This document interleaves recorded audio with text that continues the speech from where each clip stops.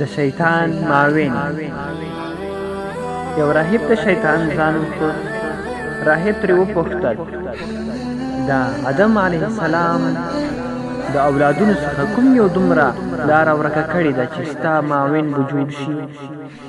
شیطان ورته وویل کله چې کوم کس په غوسه کې وي نو زه هغه د توپ په شان کیڼ او ښي خواته اړوم را اړوم. نو خوږو اورېدونکو د غوسې پر مهال باید خپل ځان ډېر کنټرول کړو. لا حول ولا قوة الا بالله ووایو.